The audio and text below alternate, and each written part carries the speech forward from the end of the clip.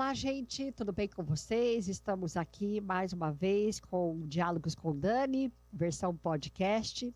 Para você que vai nos acompanhar via YouTube, gostaria que você fizesse a inscrição no canal para que você possa acompanhar este e outros episódios. Para você que está pelo Spotify, gostaria que você avaliasse em 5 estrelas, se possível, esse episódio, para que essa mensagem, entre outras, possa chegar para mais pessoas. Hoje eu estou alegre, feliz, contente, honrada com a presença do Dr. Diandro Mota, cardiologista, que tem uma visão muito diferenciada sobre a saúde, sobre a medicina integrativa. Ele que já esteve comigo no Diálogos Online, está de volta atendendo ao meu pedido. Eu estou, assim, muito honrada, porque além de ele ter sido meu professor em pós-graduação de de terapias integrativas, eu acho que ele é um dos médicos com uma visão mais atualizada sobre saúde. Doutor, muito obrigada mais uma vez.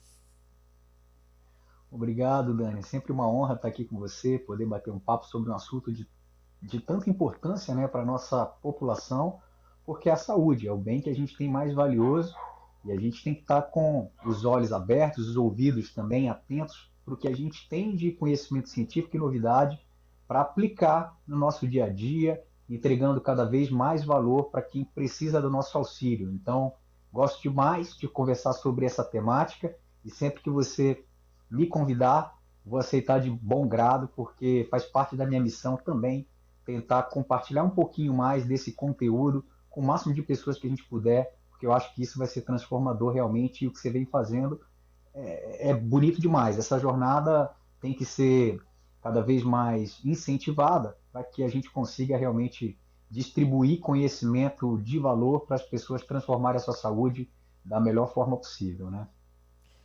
Doutor, eu não queria fazer uma conversa com você mais do mesmo, mas eu queria abordar coisas que você insistentemente coloca, né, nas suas redes sociais aos seus pacientes, que é a visão da saúde de maneira integral. Né? Você frisa muito, inclusive isso na disciplina de pós-graduação, você categoricamente influenciava dizendo que, olha, não existe nós cuidarmos do nosso corpo, da nossa saúde, sem cuidar do nosso espírito, né? Então, está tudo muito integrado e a gente precisa ter esse cuidado. Falando sobre isso, vários médicos, principalmente, por exemplo, vou citar um, Dr. Joe Dispenza, fala sobre o estado de coerência, né, do ser humano em termos de físico, espiritual e mental.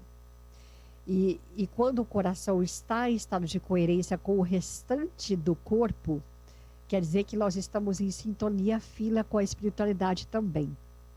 Queria que o doutor colocasse isso, explicasse de maneira mais didática, né, para quem está nos acompanhando, o que isso quer dizer, doutor, na prática? Na prática, pessoal, o que a gente tem que entender é que realmente a nossa visão de corpo material, corpo físico, né, espiritual e mental, ela sempre foi feita de uma forma didática para a gente entender como o ser humano é. Desde lá da Revolução Científica, lá do século XVII, 1637, René Descartes publicou o Discurso do Método. A gente vem buscando compreender, à luz da ciência, como que as coisas funcionam e explicar essas coisas para quem quer que seja. Então, a gente tem uma visão que é reducionista e materialista sobre as coisas. Tudo que eu quero entender do mundo, eu tento entender a partir da visão científica, e ela tende a ser uma visão reducionista. O que é isso? Vamos falar de um carro. Para você entender como um carro funciona, você tem que decompor todo esse carro em diferentes peças. Então você vai ter o motor, você vai ter a parte hidráulica, a parte elétrica, você vai ter as rodas, vai ter as engrenagens.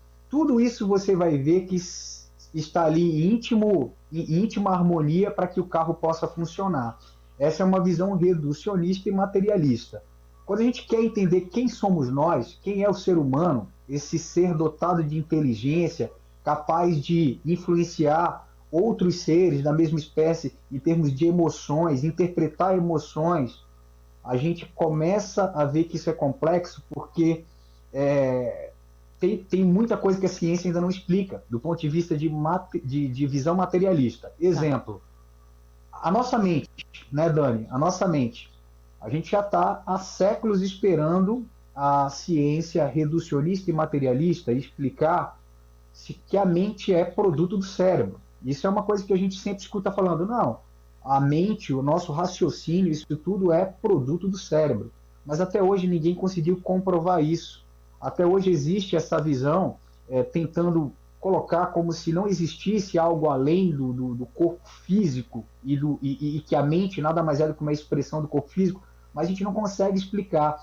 E a gente vem vendo que tem limitações para a Aham. forma como a ciência vê o ser humano do ponto de vista reducionista e materialista. Hoje, a gente já tem conhecimento que é científico também e que mostra que, de fato, a gente tem diversos aspectos da vida do ser humano que devem ser levados em consideração e que não tem como ser dissociado. Então, exemplo, se eu quero promover saúde para o meu paciente, eu tenho que pensar na saúde física dele? Sim, mas eu Aham. não posso abrir mão da saúde mental, nem da saúde espiritual e muito menos do meio onde ele está inserido e muito menos do impacto que esse meio tem sobre a saúde dele, tanto do ponto de vista psicológico como espiritual e também material, físico.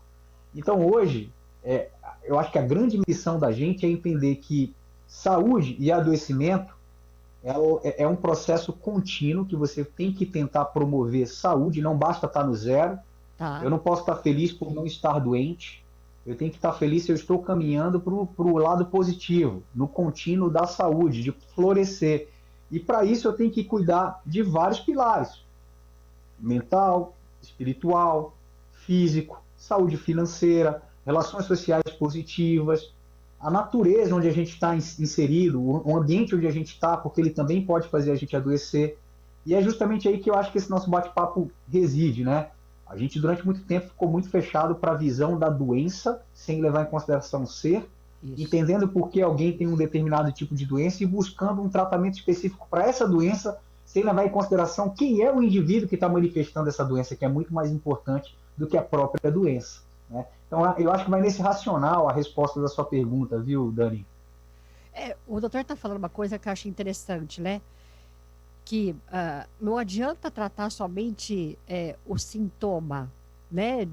Vamos supor, de alguma queixa dos pacientes. É a causa, né, doutor? Porque você está bem colocando aí o ambiente onde ele está, a saúde mental dele, as emoções dele, tudo impacta. É, é fato, doutor, me corrija aqui, é fato de que nós podemos causar algumas doenças a partir do nosso estado emocional? Não tem dúvida disso, tá, Dani? O nosso estado emocional interfere diretamente na forma como o nosso organismo está equilibrado. Tá, Isso não é misticismo, tá? Eu vou até contar uma historinha para quem ainda não conhece. diga, doutor. A gente tem, a gente tem um evento que acontece todo ano lá na Harvard, que é o Mind Body Medicine Course. É um curso de imersão que tem medicina corpo-mente. Isso aí começou quando o professor, perdão, fugiu o nome dele aqui agora, mas anos atrás, algumas décadas atrás, a gente teve um ser iluminado que pensou em explicar para a comunidade científica como a mente pode causar alterações no nosso corpo físico. Tá, E ele decidiu então estudar os monges budistas para ver o que acontecia em relação à resposta de relaxamento, resposta de estresse. E esse era um professor renomado lá na Harvard. E muitas pessoas começaram a falar: poxa, você já tem um nome forte, você tem o reconhecimento dos pares, você está colocando sua carreira toda em risco por conta de algo que a gente sabe que provavelmente vai ser difícil de você conseguir comprovar e mostrar que existe essa relação da mente com o processo de adoecimento. E ele foi corajoso, ele falou: não, eu acredito que sim. E a ciência, ela não pode ter preconceitos. A ciência, ela está aqui para ser bem aplicada. Se você tem preconceito, você está deixando de ter um pensamento científico. O pensamento científico ele tem que ser em busca da verdade e você tem que tentar buscar resposta para qualquer pergunta que surja. Então ele resolveu começar a fazer experimentos, né, com monges budistas e ele foi percebendo que sim, existia uma relação. Quando você tinha determinadas técnicas de meditação, você liberava substâncias que eram mais protetoras para o sistema nervoso e cardiovascular, reduzindo a pressão arterial, reduzindo a frequência cardíaca, reduzindo a frequência respiratória, melhorando a oxigenação dos tecidos. Então, a partir daí, ele conseguiu ver respostas que a mente produziam que eram positivas e respostas que ela produzia que também eram negativas. Não é só coisa boa. Então, se você, por exemplo, está num estado de estresse ou ansiedade permanente, você está liberando muita adrenalina, muito cortisol, muitas substâncias que estão te preparando para uma reação de luta ou fuga, e sabidamente isso vai fazer sua pressão arterial aumentar, a frequência cardíaca ficar mais alta, mais elevada, você vai ter maiores níveis de glicose na circulação, que contribui para o diabetes. Então, assim, ele conseguiu ser disruptivo dentro da ciência, demonstrando o impacto que tem da mente sobre o corpo físico, e hoje nós temos esse evento que acontece anualmente, né? Ele é capitaneado pelo Mind Body Medicine Institute, e todo ano acontece de outubro para novembro uma reunião de 3 dias com especialistas que trazem as melhores pesquisas nas áreas, levando em consideração tudo que pode interferir no corpo a partir da mente. Então, não tenha dúvida, Dani, sim, nós podemos adoecer por questão da saúde mental. Se nós não cuidarmos da saúde mental, é muito provável que a gente possa desenvolver sim uma doença. Vou citar um exemplo para ficar bem claro para vocês. Diga. A gente sabe que 90% dos casos de primeiro infarto estão relacionados a 9 fatores que a gente poderia controlar. Doutor? Por exemplo, peso, padrão alimentar, tabagismo, consumo de bebida alcoólica, diabetes, hipertensão, colesterol alterado. Agora, desses 9 fatores, eu não citei um propositadamente, que eu vou falar agora. Ele só perde para o colesterol. E no grau de importância para a gente ter um primeiro infarto, estresse e ansiedade, que a gente está falando aqui de fatores psicossomáticos, estresse, ansiedade e depressão, praticamente empatado com cigarro, para a gente ter um primeiro infarto, como fator que pode precipitar um primeiro infarto. Só está perdendo para o colesterol, que está um pouquinho mais alto, mas depois vem praticamente empatado cigarro junto com estresse, ansiedade e depressão, para ver o quanto que a saúde mental é importante no processo de adoecimento. Então, isso a gente não tem dúvida, tá, Dani? Pode ticar aí, não temos dúvida de que a nossa mente pode, sim, trazer um adoecimento do corpo físico. Nossa, doutor, estou impactada. Então me diz uma coisa, vamos questionar aqui. O que na sua visão, enquanto médico, falta para as pessoas se conscientizarem que é necessário não só remediar, por exemplo, um sintoma de ansiedade, porque, me corrija, doutor, eu acho que hoje as pessoas estão buscando muito remediar, né? E não tentar entender a causa da origem desses sentimentos de ansiedade, depressão, que o doutor bem colocou aí, né? E vai se remediando. E o doutor acabou de dizer, olha, esse é um dos fatores também de maior importância para levar ao primeiro infarto. O que falta, doutor, da população de maneira geral? É informação, é conhecimento? O que é, doutor? Eu acho que começa por um problema estrutural na nossa formação médica, né? Falando aqui como médico, tá, pessoal? Tá. Eu tenho que ser crítico em relação ao que a gente tem nas escolas médicas, até porque eu passei por uma escola médica que é muito boa, mas que na época em que eu fiz a faculdade, a gente ainda tinha uma visão reducionista do processo de saúde e doença, muito focada na doença, focada na doença. E isso não é uma exclusividade da faculdade que eu fiz. Acredito eu que a grande maioria das escolas médicas ainda passa pelo mesmo problema, pela mesma dor. A gente tende a ter uma formação que valoriza muito a doença e o tratamento específico da doença, sem levar em consideração todas as circunstâncias que levam a esse adoecimento. Eu falo muito sobre essa diferença de raciocínio que você acabou de citar para a gente, quando a gente pensa na diferença entre cura e healing, né? No inglês, eu já citei isso uma vez para você também, Dani. A gente tem no inglês, duas palavras diferentes para designar processos de cura que são diferentes. Exemplo, estou com pneumonia, eu vou fazer um tratamento, repouso, vou utilizar um antibiótico que é para tratar essa pneumonia e curar a pneumonia. Curei. Tá, Agora, digamos que eu esteja com um processo de início de depressão, que eu tá. esteja começando. Obviamente, a gente sabe que a depressão ela tem diversos fatores que vão contribuir para que um quadro depressivo possa começar a se manifestar. A gente tem, sim, pacientes que vão necessitar de tratamento medicamentoso, isso é verdadeiro e tem que ser muito bem tratado, mas a gente não pode deixar de avaliar as circunstâncias em que isso aconteceu. Por que surgiu esse processo de depressão? O que vinha acontecendo em relação à saúde emocional do paciente, à saúde mental? Será que teve algum fator que foi precipitante?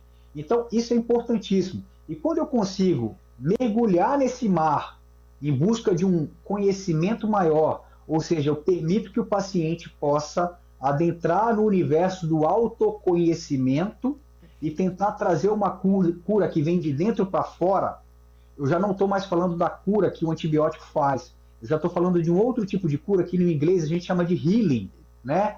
É um processo que seria parecido com sarar no português, mas o sarar ainda assim a gente utiliza muito para ferida que está sarando, cicatrizando. Mas aqui a gente está falando de uma cura que vem de dentro para fora a partir de um processo de autoconhecimento que é muito mais ativo do que passivo. No antibiótico que você está tomando aqui, ó, o antibiótico é uma coisa que você está tomando antibiótico e deixando ele fazer efeito por você. Quando a gente fala de healing, eu estou falando de uma cura que parte do paciente, de dentro para fora, a partir de um autoconhecimento e reflexão sobre algumas oportunidades que ele pode ter de melhoria e de condições que levaram ele a adoecer. Não é simples, a gente sabe que não é fácil. Existe muita analogia que a gente comenta sobre uma piscina que aparentemente ela está com a água limpa, você está vendo de fora, poxa, mas não é um problema, de repente eu estou manifestando uma doença aqui que não tem nenhuma causa aparente, a minha vida está boa, a minha saúde mental está boa, mas às vezes, pessoal, se a gente mergulha nessa piscina e mexe lá no fundo dela, tem uma quantidade grande de lodo que sobe e a gente vê que realmente não estava tão limpa assim a piscina como a gente imaginava. E se a gente consegue limpar esse lodo, tirar isso daí que vinha ficando ali no cantinho escondido, aí realmente você está fazendo um processo de cura verdadeiro de dentro para fora e está caminhando em direção ao healing, né? Doutor, nossa, assim, fenomenal.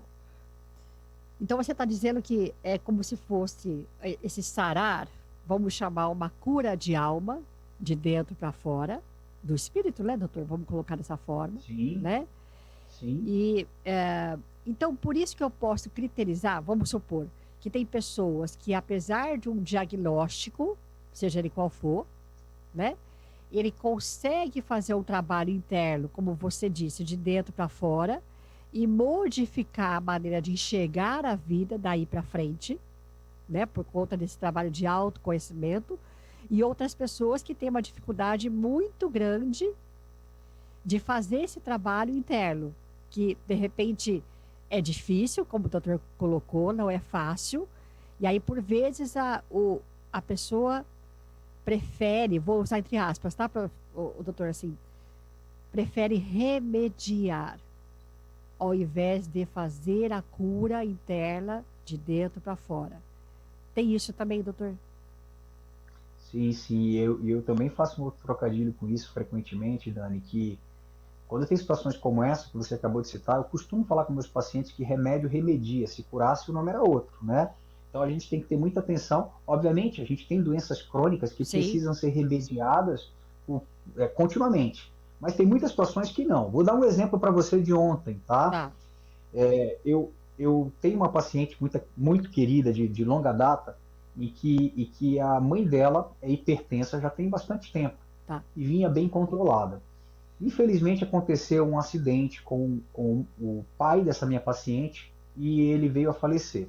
Foi um acidente bem trágico e isso mexeu muito com o emocional de toda a família, inclusive da mãe da minha paciente, a esposa, que ficou viúva. Desde que teve o acidente, ela vem ficando com níveis pressóricos mais elevados. Ela não está controlando tão bem a pressão como controlava anteriormente. A nossa primeira reação intuitiva pode ser: nossa, pera lá, eu vou aumentar a medicação dela da pressão porque não está dando mais conta, a pressão dela está ficando mais elevada.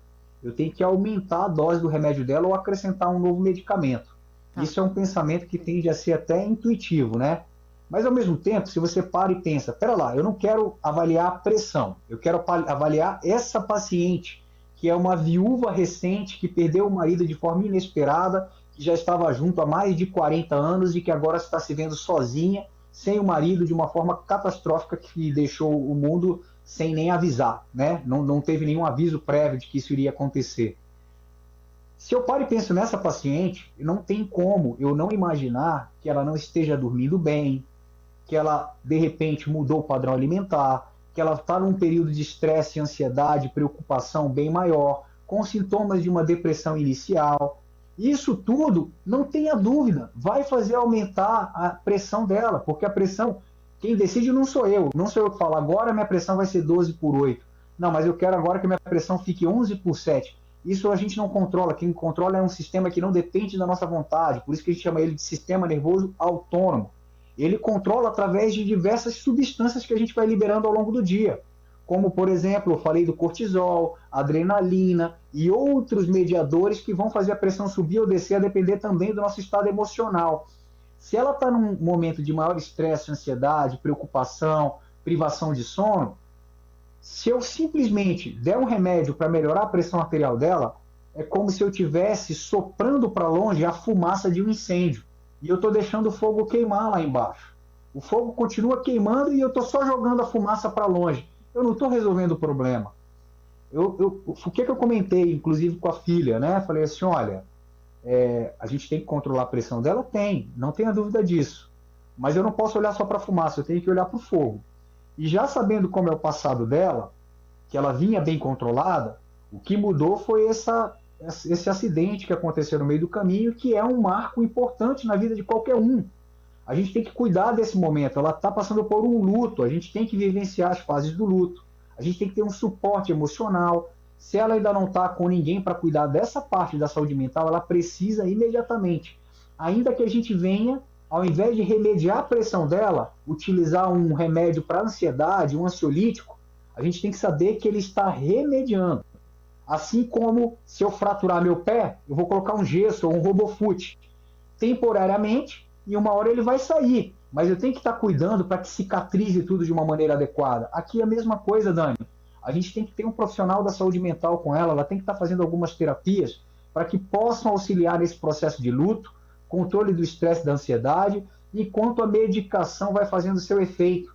A partir de um determinado momento, que ela já estiver lidando melhor com a perda que ela teve, com a nova fase de vida, essa medicação ela vai ter que sair, ela não vai ficar para a vida inteira. Só que a gente só consegue tirar se a gente tivesse olhar atento para o restante, para o que importa, que é como está essa paciente na sua integralidade, né? Senão, a gente só vai aumentar a dose de antihipertensivo, depois vai aumentar a dose de ansiolítico, aí vai ser remédio para dormir, remédio para ficar acordado, remédio para cuidar do estômago, porque já está tendo tanto remédio que você tem que proteger o estômago, e aí só vai aumentando a lista.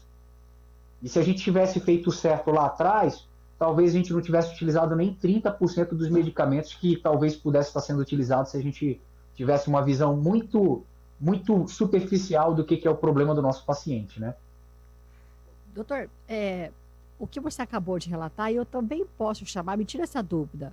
Existe, porque você colocou o exemplo da sua paciente, existe a síndrome do coração partido, então? Existe a síndrome do coração partido, ela é chamada também de Takotsubo, do japonês, que significa tipo uma moranga, é uma armadilha para pegar polvo, né? É uma armadilha para pegar polvo. O que seria esse Takotsubo ou essa síndrome do coração partido? Alguns pacientes experimentam uma situação emocional tão forte, com tanta liberação de adrenalina, que a adrenalina faz com que o vaso fique bem apertadinho no coração, o vaso que irriga o músculo do coração aperta tanto, tanto, tanto, que é como se ele tivesse entupido. E aí ele fica ali obstruído, a gente chama de vasoespasmo. Ele obstrui por um período tão prolongado que o coração ele tem uma deformação igualzinha de quando a gente está infartando. O paciente experimenta dor no peito, tem aquele suor frio, ele vai se sentir mal igualzinho a um infarto, só que quando você vai lá e faz o cateterismo para ver se tem alguma placa de gordura entupindo o vaso, você vê que não tem placa nenhuma no vaso. O vaso está bonitinho. E aí o que você vê é, poxa, o paciente teve um infarto igualzinho como quando um vaso entope, só que nesse caso não teve entupimento. O que teve foi um espasmo diante de uma situação emocional muito forte, com muita liberação de adrenalina, e o coração ele ficou partido porque ele fica com uma alteração de contratilidade que dá para perceber muito bem onde foi o local que o vaso ficou temporariamente com um espasmo a ponto de ter feito aquela cicatriz. A tendência é que depois isso vá sendo recuperado, o coração volte ao normal, volte a funcionar como antes, mas para muitos pacientes causa um transtorno muito grande. É um evento cardíaco grave, a síndrome do coração partido, conhecido também como Takotsubo. Ah, muito obrigada por explicar, porque às vezes a gente acha que é só uma lenda urbana, não é, doutor, de que eu estou com o coração partido. Não, realmente existe isso, né? Fisiologicamente, isso acontece. Doutor, pensando então, se a gente for pensar para orientação, para quem está nos vendo ou nos ouvindo, pensando numa saúde do coração, numa saúde integral, com práticas integrativas, quais seriam as suas principais recomendações para que eu possa ter uma saúde integral? Vamos supor, eu sou a sua paciente e vejo que eu não estou muito contento com a minha saúde, com o meu peso, com o meu estilo de vida, meus exames estão alterados, como a grande maioria, né, das pessoas hoje. Eu acho que é interessante frisar, né? Qual que seria o seu principal direcionamento para que eu consiga novamente estabelecer o equilíbrio? Que eu acho que a palavra-chave é essa, né, doutor? Equilíbrio. Perfeito, perfeito. Para a gente ter o equilíbrio, tem alguns pilares que são fundamentais. Então, quando a gente vai fazer essa avaliação de como está a saúde do nosso paciente, eu tenho que dividir essa saúde em diferentes pilares e abordar cada um deles. Então, por exemplo, a gente tem um pilar fundamental que é o pilar do sono. Será que meu paciente está dormindo bem? Será que ele tem problemas para indução do sono? Será que ele tem problemas para manutenção do sono? É muito interrompido? Esse sono ele é reparador ou não é reparador? Esse é um pilar fundamental que a gente tem que ver. Eu vou falar primeiro tudo que a gente avalia para a gente depois discutir intervenções. Tá bom. Então, pilar do sono é fundamental. Um outro pilar fundamental é o da nutrição. Como que está a saúde nutricional do meu paciente? Ele tem conhecimento sobre o que é uma alimentação saudável? Quais são os nossos macronutrientes, proteínas, gorduras e carboidratos? A importância que cada um deles tem, as diferentes fontes de cada um deles, tendo proteínas boas, mas tendo proteínas ruins, tendo gordura boa, mas tendo gordura ruim, tendo carboidrato bom, mas também temos carboidratos que são ruins. E os micronutrientes essenciais, sais, minerais e vitaminas. Ele está conseguindo garantir o que é necessário para o estilo de vida dele a partir de uma dieta saudável ou não está conseguindo garantir? Ele está conseguindo garantir com essa alimentação o que é necessário para um dia normal dele? Então, a saúde nutricional é outro pilar fundamental. Além do sono, da saúde nutricional, a gente tem o controle de hábitos e vícios. O meu paciente, ele fuma? Se ele fuma, a gente tem que ajudar ele a parar de fumar. E para isso eu tenho que ver em que fase que ele está, em termos de contemplação, se ele está numa fase pré-contemplativa, se ele já está numa fase contemplativa, numa fase ativa, ou se ele já está tentando parar de fumar e ele sempre acaba resvalando ali na recaída. Então eu tenho que ajudar ele a parar de fumar, entender por que esse cigarro entrou na vida dele, porque não entra do nada. Todo hábito ruim, ele tem uma história pregressa e ele tem uma finalidade. Eu só consigo intervir para mudar um hábito ruim se eu consigo, junto com o paciente, identificar bem qual que é a história que levou a esse hábito e qual que era a finalidade desse hábito. Aí eu consigo mudar algo que já está dentro ali do dia a dia dele como uma rotina. Então, cigarro é outro. Além de álcool, né, pessoal? O álcool a gente tem como socialmente aceito, mas a gente sabe que o álcool também ele é deletério. A gente não tem dose segura de álcool para falar, olha, você pode tomar um pouquinho por dia, não faz mal. Depende, você está falando que não faz mal para quê? Se for para o coração, nós temos assim uma quantidade de álcool que a gente pode dizer que, poxa, para o coração não está fazendo mal, mas e para o restante? para a função cognitiva, para o cérebro, para o estômago, para o intestino. Então a gente não tem dose segura de álcool, a gente também tem que abordar em relação ao etilismo. Além disso, pessoal, falei do sono, falei da alimentação, falei de hábitos e vícios.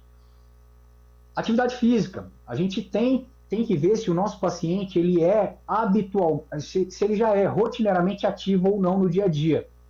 Não necessariamente ele precisa ter uma atividade física diariamente programada, que é o exercício físico, para ele não ser sedentário. Você pode ter um indivíduo que é extremamente ativo, ele cuida do jardim, ele vai para o trabalho de bicicleta, ele volta do trabalho de bicicleta, ele sobe pelas escadas do prédio dele ao invés de pegar elevador, ele caminha muito para pegar os filhos na escola, ele já é ativo normalmente, ele é habitualmente ativo no dia a dia. Se a gente consegue juntar isso com práticas programadas, exercícios físicos, você ainda tem um incremento adicional. Então tem que combater também o sedentarismo. Outra coisa que é extremamente importante são as relações sociais. Se eu quero avaliar o meu paciente em termos de saúde global, um dos pilares que eu não posso deixar de ver é como é que está em relação à sua vida social. Você é uma pessoa que tem amigos com quem você pode contar? Você sabe que se de repente está passando por uma situação de dificuldade, tem alguém que você possa ligar e ele vai te encontrar e você vai ter como, junto com ele, enfrentar esse desafio? Ou você é uma pessoa que se sente sozinha, uma pessoa que está isolada? Isso é importante diferenciar, tá, Dani? Diga. Isolamento social é diferente de solidão, né? Você pode ter pessoas que estão... tem 100 pessoas ao redor dela e ainda assim ela se sente sozinha. E a gente sabe que tanto o isolamento social quanto a solidão são fortes preditores para uma morte precoce. Quem vive sozinho ou se sente solitário tem uma probabilidade muito maior de morrer antes do que deveria do que quem tem um ciclo social positivo.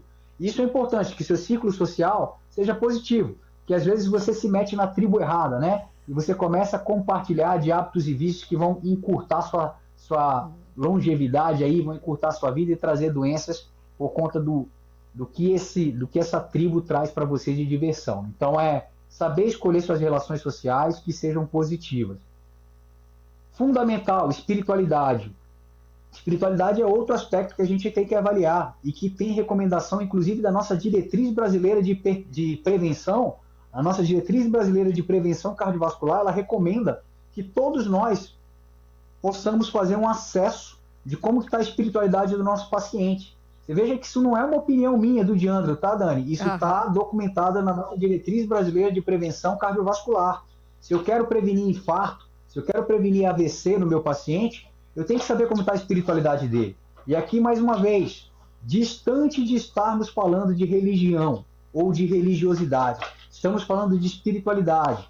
Independentemente de ter ou não religião, é como o paciente enxerga a vida dele. Se ele reconhece que existe algo que vai além da matéria, se ele consegue identificar claramente que existe um propósito para a existência dele, se de alguma forma ele tenta se conectar com algo que vai além da matéria, com algo transcendente, então eu tenho como avaliar isso também para entregar valor para o cuidado holístico do meu paciente. Isso é de extrema importância, tudo isso que a gente citou. Além disso, Dani, tem os cuidados com a saúde mental, saúde financeira, vários outros cuidados que a gente está falando aqui de florescimento humano e que é aquilo que eu te falei. Não estamos felizes de não termos nenhuma doença diagnosticada. A gente tem que estar no caminho do fluxo, a gente tem que estar no caminho da melhora contínua, no caminho do florescimento, prosperando. E para isso, a gente só consegue saber como o nosso paciente está caminhando se a gente aborda todos esses pilares. A partir da abordagem desses pilares, a gente vai ter inúmeras oportunidades de intervenção e muitas delas indo ao encontro do que a gente está se propondo falar aqui, Dani. Terapias que vêm complementar aquele tratamento tradicional que a gente oferece para o nosso paciente. Ficou claro em relação aos pilares que a gente tem que avaliar para saber onde eu posso intervir? Ficou. E eu queria, doutor, até que você colocasse, e aqui eu queria até divulgar, mas até para as pessoas entenderem qual que é a sua linha de raciocínio. Você está organizando uma vivência, salvo engano, em Florianópolis, certo, doutor? Aonde você está... o chamado é de que as pessoas consigam se enxergar de maneira integral.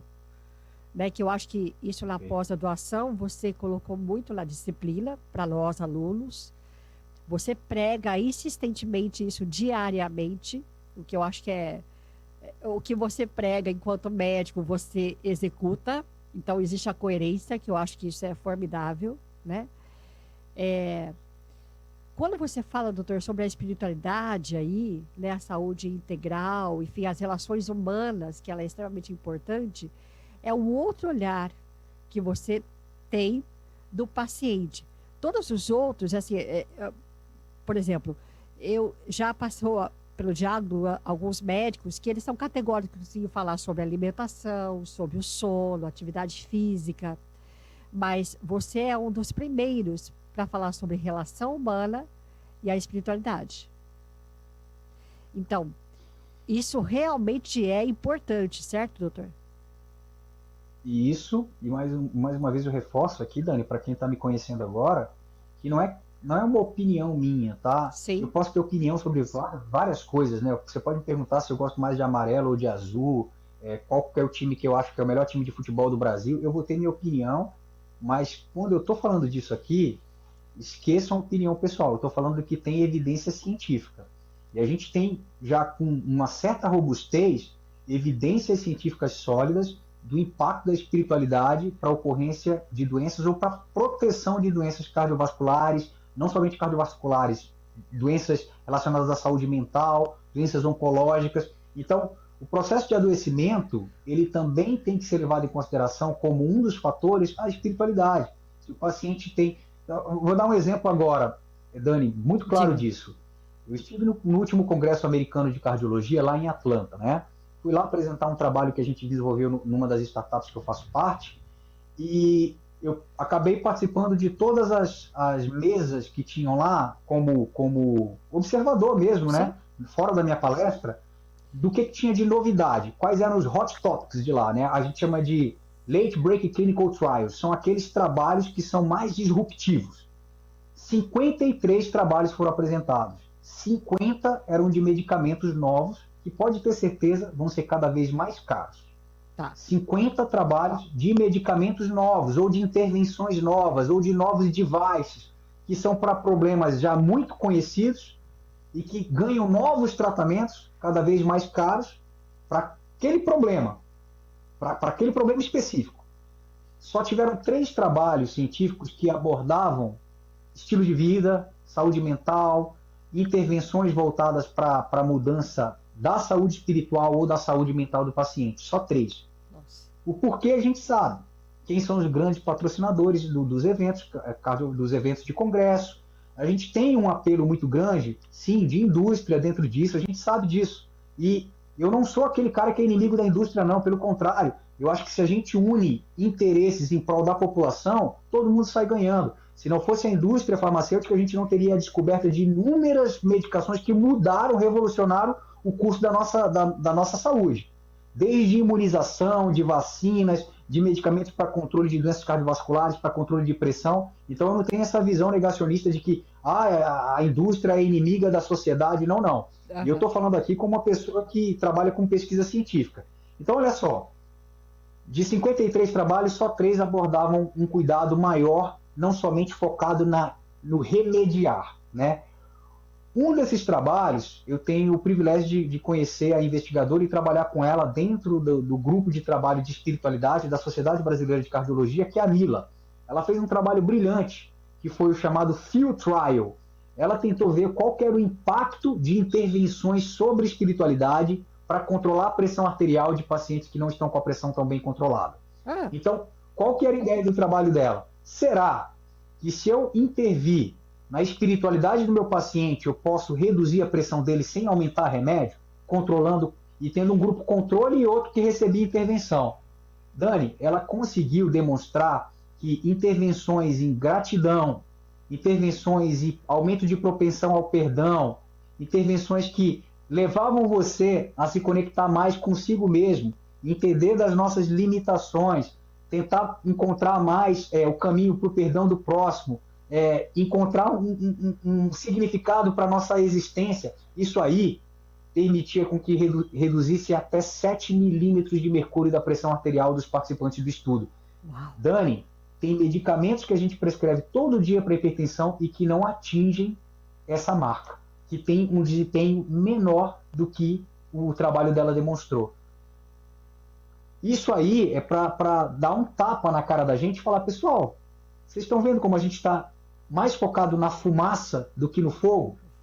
E se a gente prestar mais atenção no fogo, será que eu vou precisar de tanto remédio? Eu não sou contra os remédios, repito mais uma vez, mas eu sou contra a gente remediar de forma cega, sem olhar onde está o incêndio e tratar o incêndio. Isso eu sou contra. A gente pode remediar sim, você vem aqui, chama o bombeiro e ele vai, mas ele vai cuidar do fogo também. Então, esse trabalho dela mostra o quanto que intervenções em espiritualidade podem ter resultados positivos. Então, falando daqueles pilares todos, falei da alimentação. Poxa, o que eu posso ter de intervenção que ajuda na alimentação? A gente tem técnicas de mindful eating, em que você para com aquela besteira de comer correndo na frente da televisão, ou comer correndo mexendo no celular.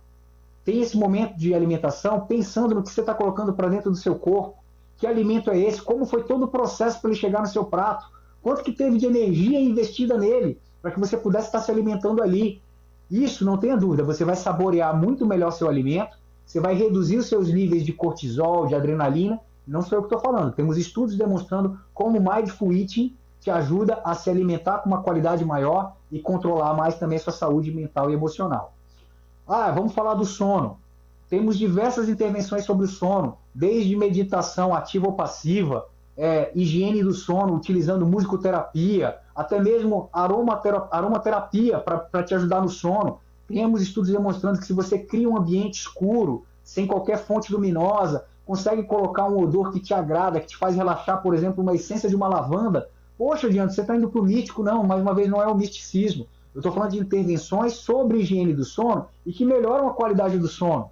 Obviamente, você tem medicamentos que são indutores do sono, sim. Mas para que você vai utilizar um medicamento indutor do sono se você ainda não fez o dever de casa bem feito? Né? Ter feito a higiene do sono adequada. Estresse e ansiedade, a gente tem todo dia, não tem como. Todos nós vamos nos deparar com situações do dia a dia que são estressantes. O que vai depender, o que vai definir se isso vai fazer bem ou mal para o meu organismo é como eu reajo a esse estresse, como eu reajo a essa situação de ansiedade, que é o famoso coping. E temos diversas técnicas de meditação para tentar enfrentar isso melhor, técnicas respiratórias, temos como aplicar conceitos do dia a dia de práticas como yoga, outras práticas de relaxamento que vão ajudar a controlar a pressão arterial, controlar estresse, controlar a ansiedade, melhorar o seu perfil metabólico. Então, Dani, são muitas as intervenções que a gente pode ter que não são as tradicionais de medicalização para que a gente possa atuar em cada um desses pilares que eu citei. Sono, alimentação, atividade física, estresse e ansiedade, manejo de tóxicos, relações sociais, espiritualidade. São várias as possibilidades de intervenção nesse contexto e a gente tem que abrir a nossa mente, porque senão a gente limita o nosso paciente ao medicalizar. E isso está longe de ser o ideal. Até porque, só para concluir, claro. Olha só, Dani, a gente prescreve o remédio achando que a gente está fazendo o máximo, né? Olha, o paciente acabou de ter um infarto, ele tem que receber pelo menos 5 a 8 medicações aqui pós-infarto que as diretrizes me mandam como sendo o que é o ideal para ele. Se você for ver esse paciente depois de 1 ano, pode ter certeza que ele não está tomando nem 30% do que você passou, mesmo depois de um infarto. Para você ver como o nosso processo de medicalização ele é falho. O paciente não engaja. E não engaja por quê? Porque a gente não utiliza o que deve ser utilizado para criar conexão para o paciente, entender o que é importante para a vida dele e que vai muito além do remédio. A gente faz tudo errado, infelizmente. Essa é a realidade. A gente falhou. A gente continua falhando. E se não tiver essa visão, continuaremos falhando por 100, 200, 300 anos. Desde a década de 50, a gente já sabe, Dani, que o coração é o que mais mata no mundo, tá? Desde essa época, em 1945 até 1949, nos Estados Unidos, metade das mortes eram por problemas cardiovasculares. No Brasil, estudos mais recentes mostram que 42% das mortes que acontecem no Brasil são por problemas cardiovasculares, como infarto e AVC. Isso não é novo. Isso não é novo. A gente já sabe disso há muito tempo, mas por que não muda? Por que continua sendo alarmante a mortalidade que a gente tem por infarto, AVC e outros problemas cardiovasculares, assim como câncer, assim como depressão e suicídio? Por que a gente está errando? A gente está tratando errado, a gente não conecta direito como deveria, a gente não valoriza o ser de uma forma integral, a gente está só olhando para a doença e esquecendo do todo. Então isso é crítico, isso para mim é uma coisa que eu falo muito, Dani. e me empolgo, você vê que eu... Porque está escancarado isso, não é uma coisa que a gente está descobrindo agora, a gente já sabe isso há muito tempo, só que existe uma inércia muito grande em relação ao que a gente deveria fazer, o que é o ideal e o que é feito realmente na prática. Então, que bom que você traz esse assunto para debate, porque mais pessoas precisam ouvir sobre isso, né? Mais profissionais de saúde, mais médicos precisam abrir a mente em relação a isso. Senão a gente vai continuar enxugando gelo, infelizmente. Mas, doutor, na verdade, eu acredito que você é um dos que fogem da maioria, da manada. Como você disse, né, de só remediar. É, é, eu prezo e gosto muito e vejo que isso faz diferença na vida das pessoas quando temos uma visão integral do ser, né? Não estou nem falando de paciente, do ser aqui. O doutor citou, rapidamente, só para colocar, a questão dos níveis de pressão arterial. No meu projeto Aurora, que é uma escuta ativa com terapia vibracional, eu tenho uma pessoa, um participante, que reduziu a pressão arterial por conta de sessões de terapia vibracional, que é o que o doutor acabou de colocar, né? E o médico perguntou para ela o que ela estava fazendo, que ela não tinha mudado a medicação, mas a pressão havia diminuído, depois de 5 anos de tratamento, né? E aí ela colocou. Agora, doutor, você está falando, né? Mais pessoas precisa ter essa consciência, precisa ter essa visão. Você, como médico, está, né, colocando isso de maneira muito didática, muito real. E agora o paciente, ou melhor, o indivíduo precisa ter essa consciência. Não adianta ele começar a jogar para baixo do tapete questões, como você disse, né? Que precisa de autoconhecimento, que eu precisa olhar internamente. Se ele jogar sempre para debaixo do tapete, só remediar, uma hora isso vai explodir. Como você disse, o incêndio. Uma hora o fogo vai torar, né? Exatamente.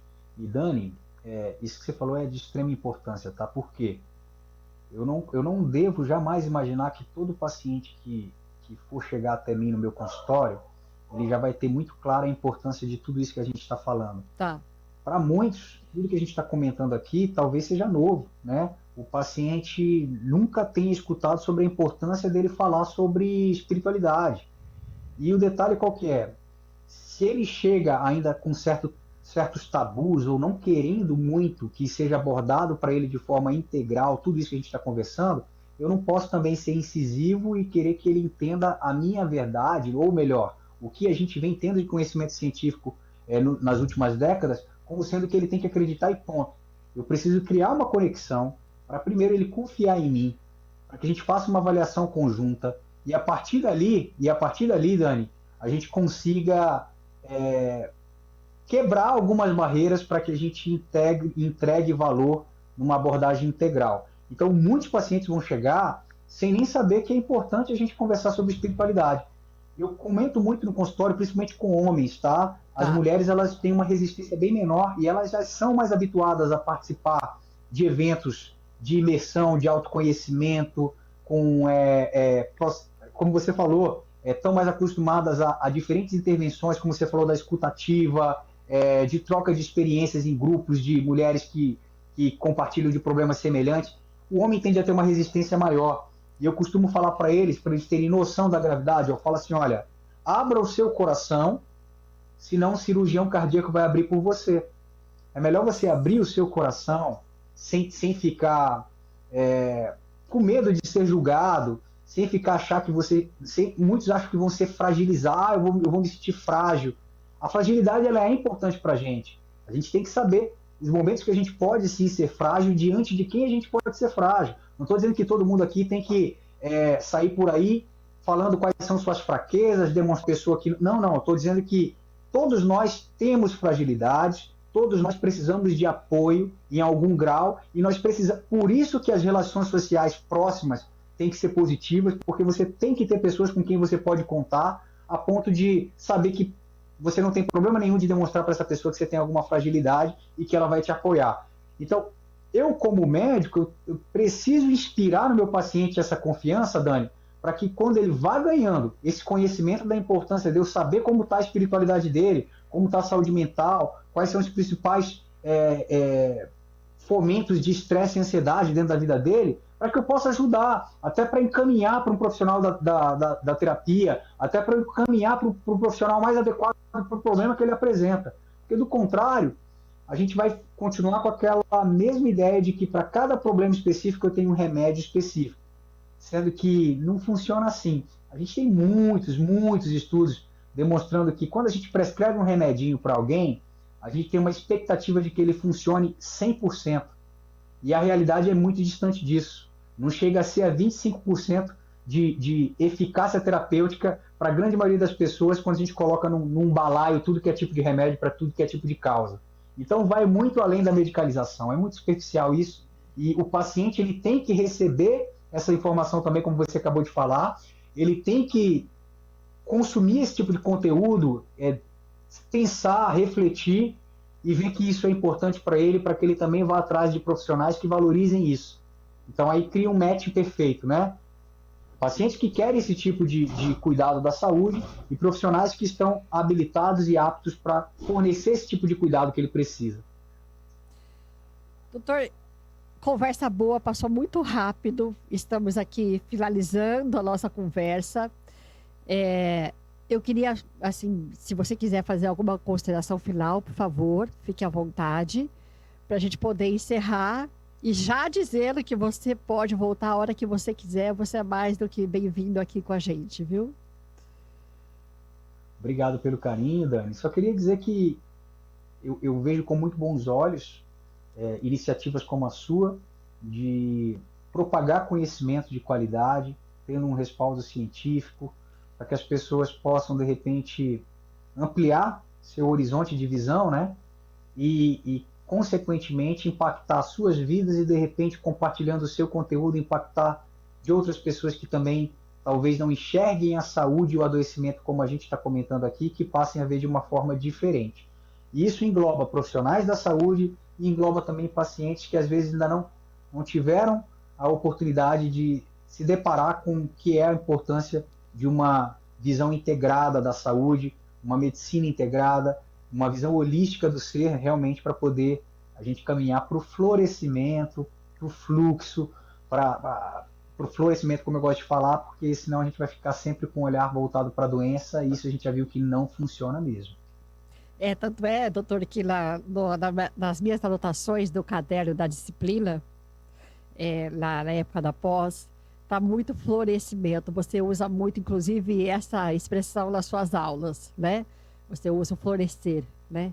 Doutor, tem caneca aí para a gente levantar e fazer um brinde em nome de saúde?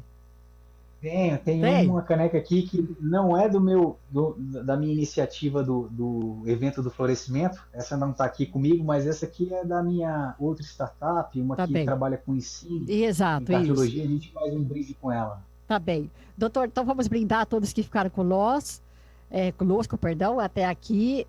Muitíssimo obrigada, minha gratidão eterna. Eu tenho muita admiração por você, pelo seu trabalho, pelo ser humano que você é. Todas as pessoas que passam pela minha vida, você passa e ficou como meu professor, primeiramente, né? Então eu honro muito a sua história, o seu conhecimento. Muitíssimo obrigada. Fico muito grato, Dani. Uma vez já falei isso. Quando eu entendi o que é ser importante, o que é realmente ter sucesso, eu já comentei isso uma vez, e vi que eu não quero glamour, isso não é o que eu quero, né? O que eu quero é ser importante para as pessoas que chegam próximas de mim, não no sentido de ser alguém de destaque, mas ser importante no sentido de portar para dentro de si alguma coisa que eu possa levar de positivo. Então, quando eu sou importante para alguém, é porque esse alguém está portando algo de mim para dentro de si. E para mim o sucesso é esse, é eu conseguir impactar o maior número de pessoas, não somente falando de saúde, não somente falando de cardiologia, não somente falando de prevenção, mas o que eu puder tocar alguém de uma forma positiva, isso para mim traz uma felicidade gigante e um dos melhores sentimentos que tem, que é a gratidão. Eu fico muito grato por ter essa oportunidade, viu, Dani? Então eu também estou honrado de estar aqui com você, porque isso me faz ver que minha jornada está valendo a pena, né? O que eu me propus a fazer, de alguma forma, tem pessoas que já estão propagando o conhecimento adiante e que levam um pouquinho de mim junto com elas. Então eu me sinto muito feliz de estar aqui com você e pode contar comigo sempre. Tá bem. Saúde, doutor. Muitíssimo obrigada. Saúde. Doutor Diante Um com brinde pra nós. gente. Pra gente. Você que ficou conosco até aqui, muitíssimo obrigada. Até o próximo episódio. Obrigada, doutor. Obrigada.